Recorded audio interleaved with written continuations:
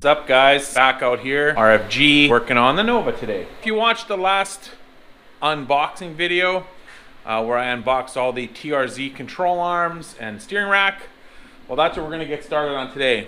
So I'm hoping in today's video we will get the front end disassembled, get the control arms off, get the steering box and all the steering rods and tie rods and center links off. So let's get to work. All right, so the first thing to do will be to get it up on jack stand. Like I said in the previous video, I'm pretty sure I'm gonna have to pull the engine, or am gonna pull the engine out.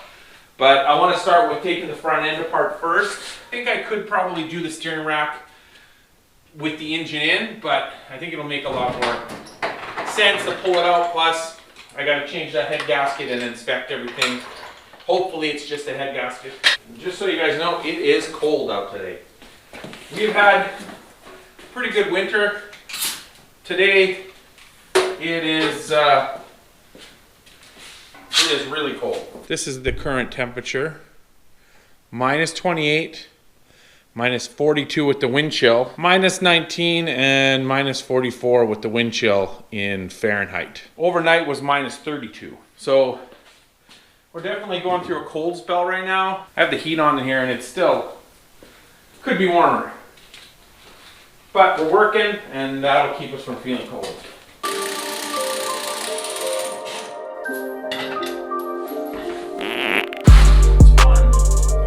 I got the wheels off. Now the next thing to do will be to take the shocks out. Calipers will come off. Hopefully I can zip tie it up out of the way. The springs can come out, and then the control arms off, and of course all the steering box, 3 bolts. We'll have to do some under hood stuff, getting at the upper shock bolts, which might be a pain, and of course the upper control arm bolts and everything, which probably if I had taken the exhaust off already, things like that would make it a little easier, but we can do most of it, I think, from kind of this area here. We'll start with this upper shock bolt, which apparently wasn't even tight, so that's good. All right, there comes the shocks. Calvert Racing 90-10 drag shocks I have on the front. When I take all this apart, I want to pull like the spindles, sandblast them and paint them, clean them up nice while I'm in here. Same with the frame, give it a quick clean and paint. These are the Willwood like streetcar brakes. They have the vented rotor instead of having the just thin rotor. I actually bought them off eBay, used from a guy from Florida.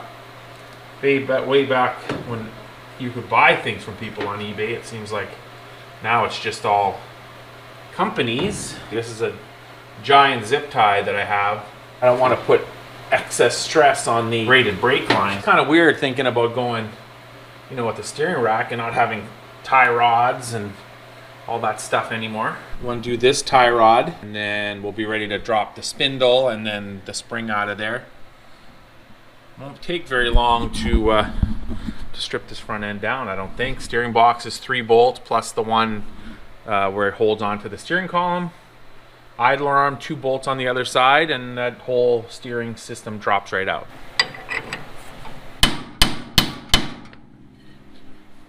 That's on there good.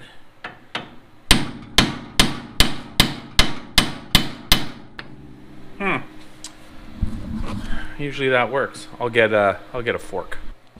This should work, I think. Oh yeah. And then I barely hit it with that and it came off no problem. This steering arm doesn't get reused. I got that fancy one that puts it to the front. I'm also not using these springs, stock GTO springs I put in there, like when I put this engine in, to raise the front end up some, but I'm gonna go back to the Moroso trick springs because I think they work better. I'm dropping weight off the front end with all this stuff. The front end should actually come up a little bit, I'm hoping. These bolts for the steering box. We still got it attached up at the rag joint. Of course, if you guys remember, I just put these ball joints in here last summer. Well, the cotter pin's in there well. I got the jack underneath already for safety. That one came, I mean it should, it's new, right? Oh, there we go. Okay, so there's the whole spindle assembly and brake assembly, which obviously most of that has to be reused. And actually these ball joints were changed too, not too long ago, so they're actually really good. I'll probably hold on to these control arms for a future project maybe. I'm gonna lower the jack. You can stay right there. Hopefully it doesn't shoot out at you.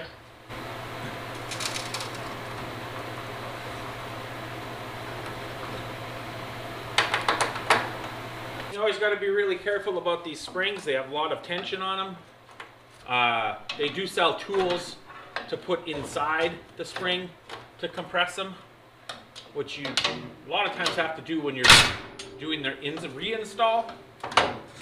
But usually for getting them out, pretty good. But like I said, you just got to be careful. All right, so now I can do the front and rear control arm bolts.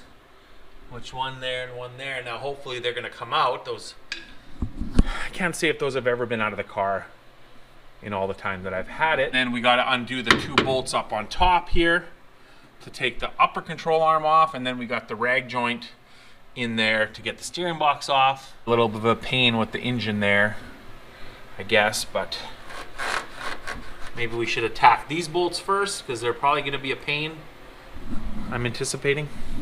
I can't get the wrench in there, but let's just try the...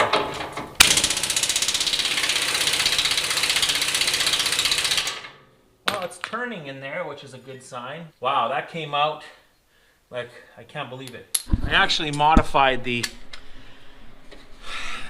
frame here for alternator clearance, and so it kind of goes right through there, and I'm just hoping there's nothing in the way that's going to keep me from being able to get in there to get at that bolt. After doing some looking, what I've figured out is what I had done is I had cut a square hole in the frame to allow for alternator clearance, since I have my alternator mounted low way down in there. And when I did that, I had put a piece of metal pretty much all the way down to the bottom of the thing of the frame, and then I had put another piece kind of halfway up. Can't get in there with anything else except the Amazon budget plasma cutter. So I'm going to get in there with the plasma cutter and hopefully be able to burn myself a hole or a spot. Well, I don't want to burn myself. Once the engine's out, maybe I'll end up having to modify that area anyways, because the steering rack arm kind of goes through there.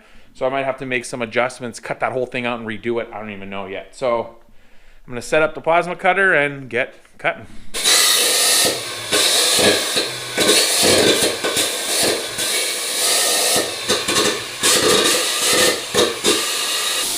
Oh, I can see it, guys. I can now see it. All right. That wasn't too bad. And that's what's good about a really cheap plasma cutter. It's cheap.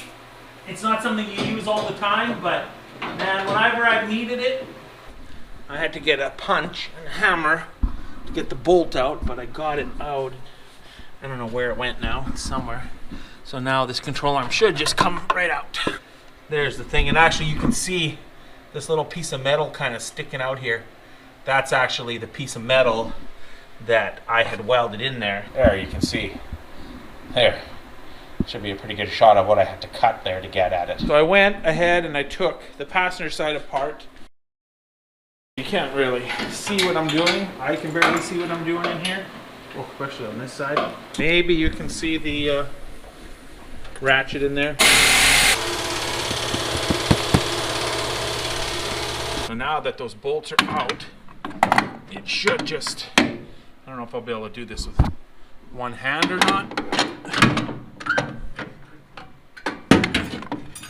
Oh, there goes some shims. Now, if you were just taking these off for some reason and putting them back on right away, you'd want to maintain your shim packs. Because I'm putting all new stuff on, I don't need to do that. Plus the control arms have Heim ends on the ends. So I'm assuming in order to adjust the camber and the caster, you can just turn those. There's one on each side, so I probably don't even need to run a bunch of shims. There actually wasn't really any on the other side, and there's some on this side, so We're definitely gonna have to get an alignment done once this is all together. But there's the control arm, and here's the reason why I started thinking about buying new control arms. Among other things, is that this one is, this bushing is totally wasted. Let's see. Like, look at this. There is pretty much nothing left of that bushing.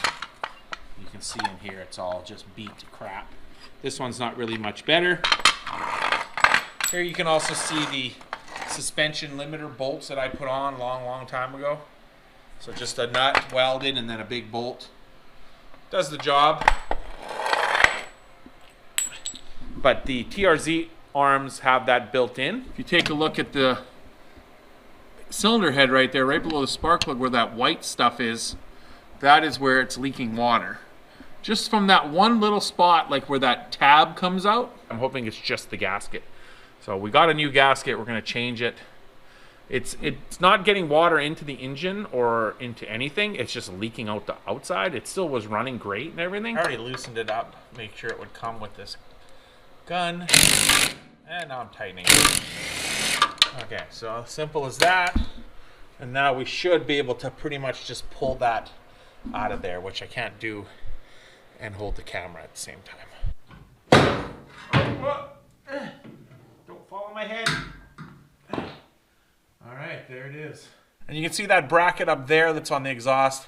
That actually bolted to the steering box just to keep, if I had these pipes off, then that piece of exhaust could still kind of stay there. So I'll probably have to make some kind of bracket off the frame maybe. Had the steering box not been there originally, I definitely could have probably run the exhaust a little different. Mind you, I'm still kind of, you know, I still got the steering rack to deal with, right? Or the steering rod to deal with. That is totally disassembled now. Looks super weird, nothing on there.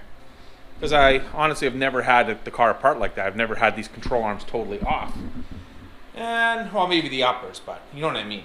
So there's all the parts off of it. And actually, like, all these tie rods and idler arm, it's all relatively new parts, so the stuff's actually in really good shape. The steering box, I don't know, it doesn't feel too bad in terms of play.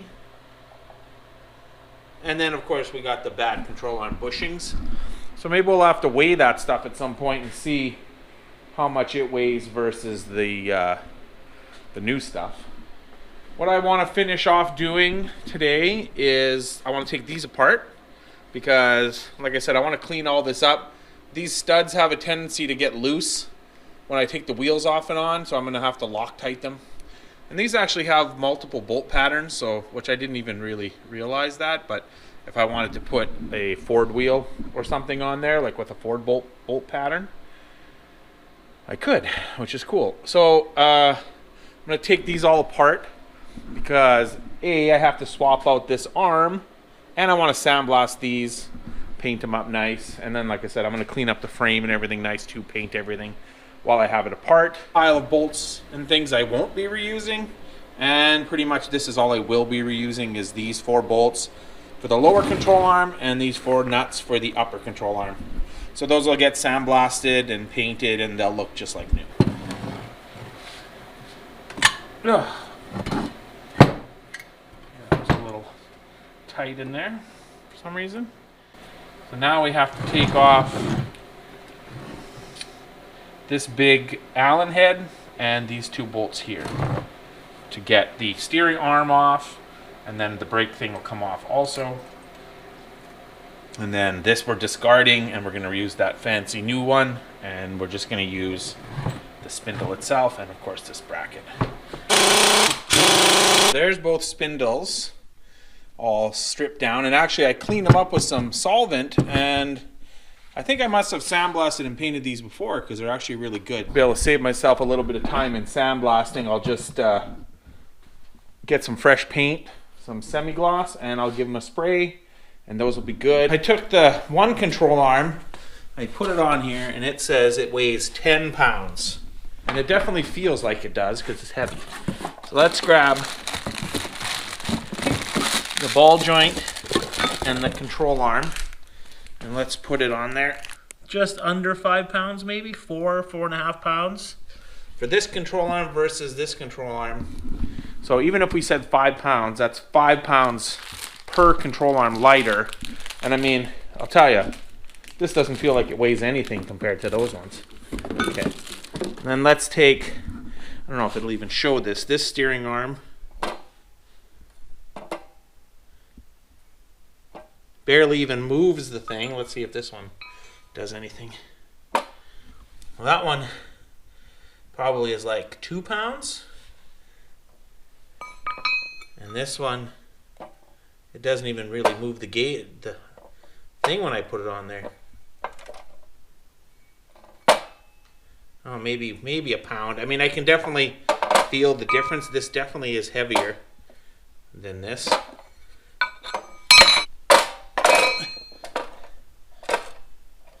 Trying to get it so that looks to be at least about 12 pounds. Got a lower on there. It looks to be about maybe 6 or 7 pounds.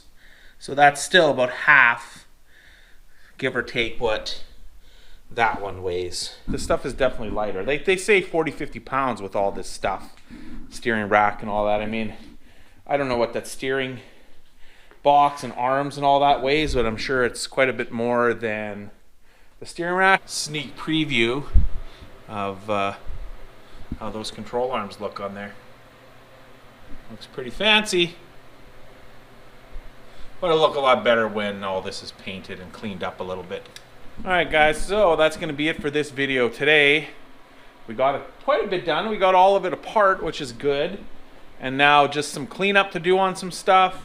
Clean up the frame, paint it up.